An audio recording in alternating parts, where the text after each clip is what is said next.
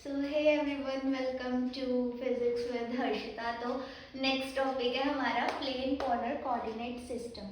तो इस टॉपिक में इसमें हमारे पास P है। P हमारे पास इंडिकेट करता है पोजीशन वेक्टर। इसमें हमारे पास R है एंड थीटा है। प्लेन पोलर में हम R थीटा का यूज़ करेंगे। फर्दर नेक्स्ट लेक्चर में हमारा आएगा स्फेरिकल पोलर कोऑर्डिनेट सिस्टम। उसमें हम R, थीटा एंड फाई के बारे में डिस्कस करेंगे। हमारे पास ये डायग्राम बनाएंगे, X axis, Y axis. X axis में हमारे पास क्या होगा, एक्स। वाई एक्सिस में हमारे पास वाई होगा। यहाँ से यहाँ O टू P हमारे पास क्या है, P हमने लिया है पोजीशन वेक्टर और O से P को हमने नेम दिया है R एंड जो इनके बीच का एंगल है थीटा एंड यहाँ तक लेकर गए। उसके बाद हमने यहाँ परपेंडिकुलर खींचा, उसको एम नेम दिया और वो 90 डिग्री से है। ये आर है। आर के विद रिस्पेक्ट आगे आगे आगे जो जा रहे हैं उसको हम ई कैप आर बोलेंगे। और जो हमारे पास ईज के परपेंडिकुलर ई कैप थीटा होता है। आर और थीटा, ई कैप थीटा और ई कैप आर वेक्टर, ये एक दूसरे के परपेंडिकुलर है। फिर आप फर्दर हम जब स्फेरिकल रीड आउट करेंगे उसमें फाई होगा, तो फाई भी इस टर्म्स में नीचे जाके ई कैप फाई होगा। और जो ये तीनों चीज़ है, ई थीटा, ई आर, ई फाई, ये एक दूसरे के परपेंडिकुलर होते हैं। बट हमें अभी फाई का कुछ डिस्कशन नहीं करना, जस्ट हमारे पास अभी क्या है, E cap R and E cap theta के बारे में।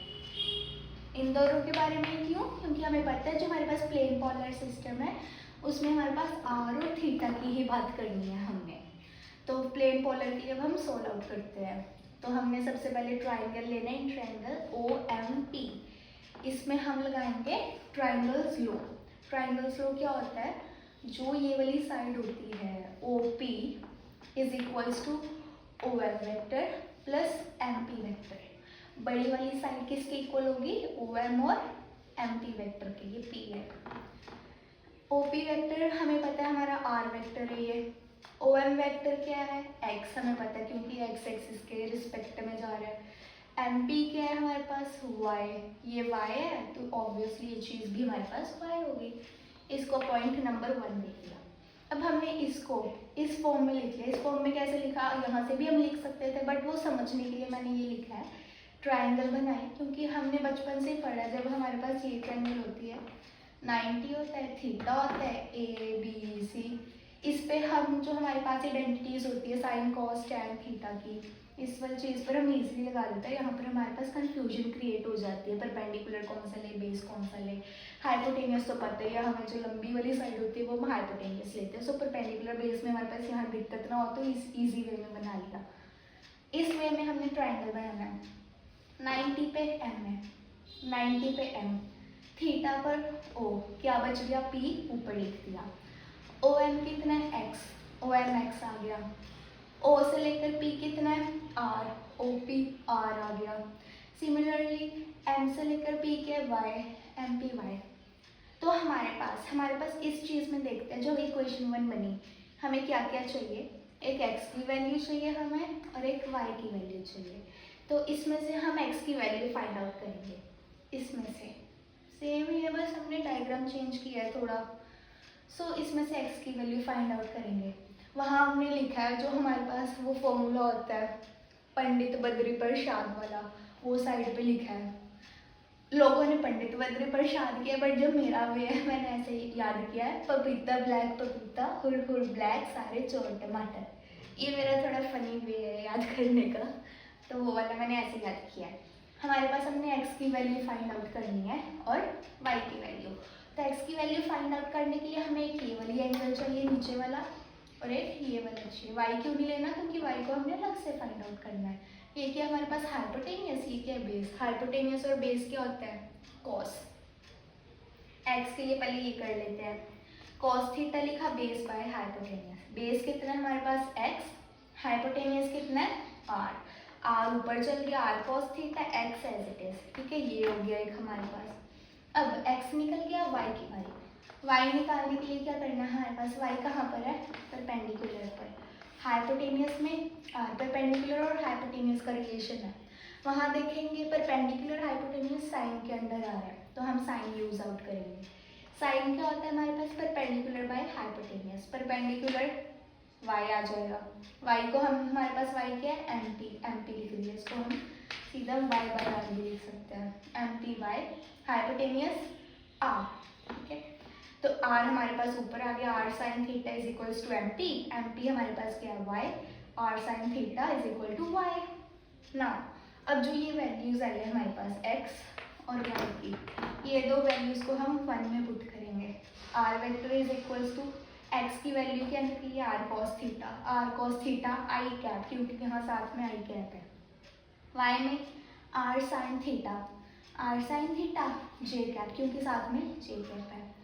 r कॉमन आउट निकल जाएगा, cos theta I cap plus sine theta j cap. r vector divided by r क्या हो जाएगा r यूनिट, और हम r यूनिट हम ले रहे हैं e कैप r से इंडिकेट कर रहे हैं। इसको हम अकेला r कैप भी लिख सकते हैं, बट आगे आगे हम थोड़ा चलेंगे तो हमें e की टर्म्स में वैल्यूज लिखनी है। r के ऊपर कैप और e कैप r सेम ही चीज़ है, कोई डिफरेंस नहीं है इनमें। e cap r is equals to cos theta I cap plus sine theta j cap. ये है plane polar, simple plane polar coordinate system का रिजल्ट। है माय फिजिक्स एग्जाम, तो ये नेक्स्ट पार्ट है उसी के साथ का ये अगला टॉपिक, और इसका नाम है द न्यू पोजीशन वेक्टर, कि हमने इसके अंदर न्यू पोजीशन वेक्टर लिया है। पोजीशन वेक्टर हमने dr की फॉर्म में लिया है। सो हमारे पास सिमिलरली वही चीज़ है, लास्ट वीडियो में हमने देखा था जस्ट ओपी तक था, उसके आगे हमने कुछ नहीं किया, ना ही E cap R E cap theta लिया था, उसके फर्दर हमने ना कुछ नहीं किया, ना ही कोई एक्स्ट्रा लाइन ड्रॉ की वगैरह पूरा। ठीक है, तो ना अब हमारे पास इसमें क्या आता है, हमने लिया थोड़ा सा, हमने ये जो चीज़ है ना इसको हमने डिस्प्लेस कर दिया, इस एंगल को थोड़ा न्यू एंगल ले लिया, इसलिए हमारे पास इसका नाम क्या है न्यू पोजीशन वेक्टर। सो जो ये वाली चीज़ है हमने उसको थोड़ा ऊपर कर दिया, डी थीटा डिस्टेंस ट्रेवल कर दिया ऊपर, और डी थीटा एंगल ट्रेवल किया है, और जो डी आर वेक्टर है डिस्टेंस हमने बढ़ा दिया इसके अंदर। So similarly in triangle O P Q, in triangle हमने ले लिया ओ पी एंड क्यू, इसमें हमने सिमिलरली ट्राइंगल स्लो लगाया, बड़ी वाली side O Q vector is equals to छोटी वाली side O P vector plus O Q या पी क्यू वेक्टर। इसमें से हमने ये फाइंड आउट करना है कि हमारा जो ये न्यू डिस्टेंस है ये कितना डिस्प्लेस हुआ है, कितना ट्रेवल किया है। पी क्यू वेक्टर ये फाइंड आउट करना है हमने, पी क्यू वेक्टर ले लिया is equals to O Q, O P उधर जाके माइनस हो जाएगा, इसको हमने पॉइंट नंबर 1 दे दिया। सो अब यहाँ से हमने जो पिछला लेक्चर है उसमें हमने O P vector find out किया था, ये वाला ओ पी वेक्टर हमारे पास वहाँ पे क्या था आर वेक्टर की फॉर्म में है ना। तो आर वेक्टर कितना है, बट हम यहाँ पर इसको ओ पी बोलकर चल रहे हैं, लिखना हुआ आर लिख भी सकते हो नहीं भी लिख सकते हो, तो हम ओ पी ही बोल रहे हैं, सेम ही बात है। जो हमारा आर वेक्टर का रिजल्ट था वही हमारे पास यहाँ ओ पी है, ये वाली चीज़ कितना निकल कर आया था पिछले लेक्चर में, आर कॉस थीटा आई कैप प्लस साइन थीटा जे कैप ओ पी वेक्टर। और ओ क्यू क्या है हमारा, यहाँ से यहाँ वाला, इसमें क्या चेंज आ रहा है आर प्लस डी आर हो गया है।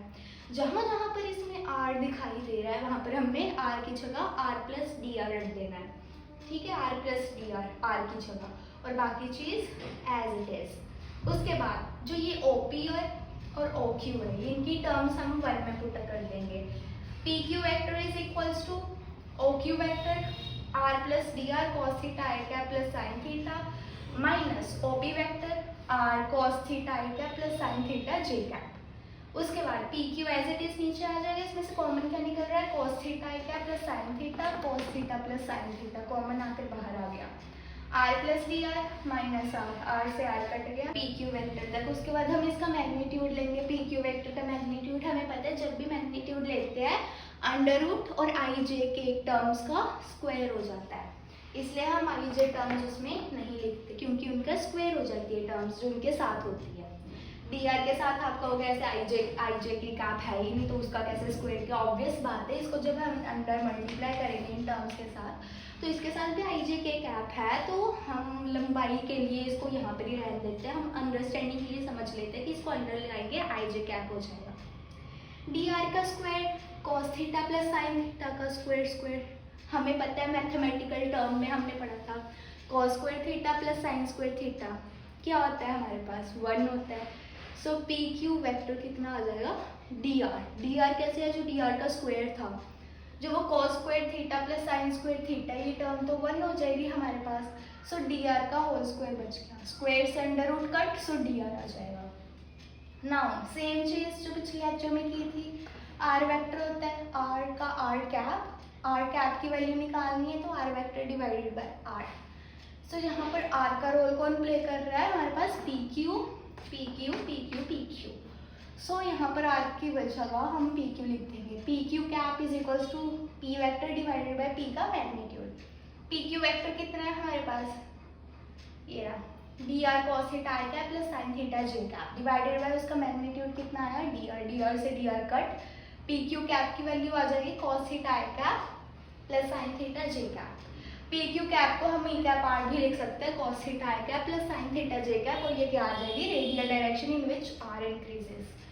ये रेडियल डायरेक्शन है जिसमें हमारे पास जो आर है वो इंक्रीज हो रहा है। अब तो कहोगे ये वाली टर्म और जो अभी पीछे निकाल कर हटे थे वो सेम आई, तो सेम है ये टर्म, बट इसमें क्या है, जो हमने पीछे यूज किया है कंसेप्ट ये वाला r cos theta plus sine theta जे कैप, वो चीज़ यहाँ पर यूज हुई है। जो पीछे कंसेप्ट था ना उसको यहाँ पर भी छोड़ देंगे ना, काफ़ी है। वो हमने फर्दर इसलिए किया क्योंकि हमें तब पता था ये आर कैप ले रहे, ये आर नीचे जाएगा, सेम चीज़ आ जाएगी।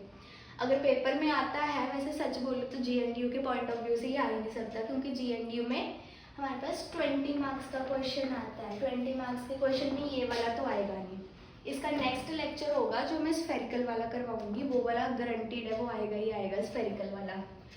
सो ये टॉपिक था हमारे, इसमें रेडियल डायरेक्शन हमने फाइंड आउट की। जो हम पीछे कर आए थे वो हमने न्यू पोजीशन वेक्टर के लिए था। पोजीशन वेक्टर क्या था वहाँ पे हमारे पास, आर वेक्टर। बट अब जो हम ये वाली चीज़ कर रहे हैं इसमें हमारे पास क्या है, इसमें हम न्यू थीटा के लिए यूज़ कर रहे हैं कि जब हमारे पास एंगल भी बड़ा हो जाता है थीटा प्लस डी थीटा से।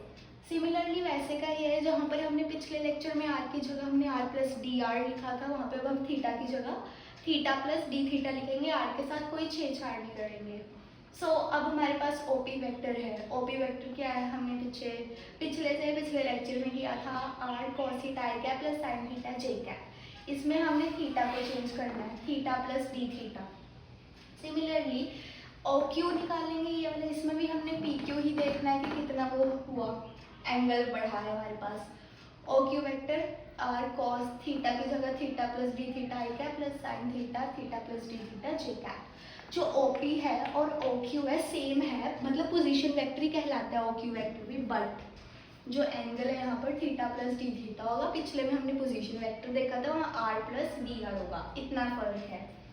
ट्राइंगल लॉ यूज करेंगे, बड़ा वाला OQ vector is equals to OP vector plus PQ vector. PQ find out करना है, so OQ as it is, उधर जाके माइनस का हो जाएगा OP वेक्टर। इनकी वैल्यूज रख देंगे। OQ वेक्टर क्या है, R cos theta theta plus D theta आई cap plus sine theta plus D theta जे कैप। सिमिलरली OP वेक्टर कितने हैं हमारे पास, माइनस आर कॉस थीटा आई कैप प्लस साइन थीटा जे cap. तो आर एज इट इज आ जाएगा नीचे, मतलब are in दोनों में से कॉमन निकाल लिया, cos theta plus D theta sine theta minus cos theta, क्योंकि बाहर माइनस है, आर हमने प्लस का बाहर निकाला है, माइनस कॉस थीटा आई cap minus sine theta J. हमारे पास अभी ये वाली टर्म आई थी P Q vector is equals to R cos theta plus D theta I cap plus sine theta plus D theta J cap minus cos theta I cap minus sine theta J cap. So इसमें से जो cos theta आई cap वाली और उसकी आई cap वाली terms को इकट्ठे combine करके आई कैप हम कॉमन निकाल देंगे। सिमिलरली साइन थीटा की टर्म्स को इकट्ठे करके जे कैप कॉमन निकाल देंगे। आर दोनों में से कॉमन पहले का ही है, तो हमें इन जनरल पता है ये वाली चीज़। मैथ्स में हमने पढ़ी है डेरिवेटिव वाले चैप्टर में, जब हमारे पास किसी चीज़ का डेरिवेटिव होता है तो वो हमारे पास किसके इक्वल होता है, F x plus D x minus F x by D x के। तो मैं इस चीज़ को सोल्व आउट करके बता रही हूँ कि इस चीज़ को हम फर्दर कैसे लिखेंगे। एफ डैश एक्स की जगह कॉस डैश थीटा, जो ये डैश है, डैश हमें इंडिकेट करता है कि ये चीज़ डेरिवेटिव में है। हमें मैकेनिक्स में पता है, डॉट भी हमें बताता है कि वो चीज़ डेरिवेटिव में है, और ये डैश हम मैथमेटिक्स में यूज़ करते हैं। Cos dash theta is equals to F का role X plus D X का role cos theta plus D X, theta play कर रहा है minus cos theta by D X as it is. D X इधर आ जाएगा, wait,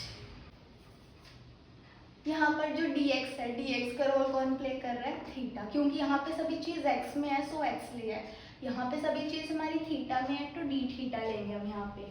cos dash theta, ये हमें पता है माइनस साइन थीटा होता है, d थीटा ऊपर आ गया और ये टर्म, फिर हमारे पास जो ये टर्म है सेम है, इसकी जगह हम ये चीज़ लिख सकते हैं P Q vector is equals to r as it is, इस टर्म की जगह minus sine theta d theta I cap as it is. Similarly उसको टर्म को सॉल्व करोगे, उसका कॉस थीटा डी थीटा जे कैप आएगा। Done, r common, cos theta आगे लिख लिया, साइन थीटा पीछे लिख लिया, ये डी थीटा कॉमन था वो कॉमन निकाल लिया। पी क्यू वेक्टर का मैग्नीट्यूड लिया, under the root r d theta का होल स्क्वायर और इसका स्क्वायर, स्क्वायर करके मैग्नीट्यूड की वैल्यू आ गई r d theta. So finally इस टॉपिक का ये लास्ट लेक्चर है, लास्ट क्लिप है। तो पी क्यू वैक्टर की हमारे पास टर्म ये आई थी, पी क्यू वैक्टर का मैग्नीट्यूड की टर्म आर डी थीटा आई थी।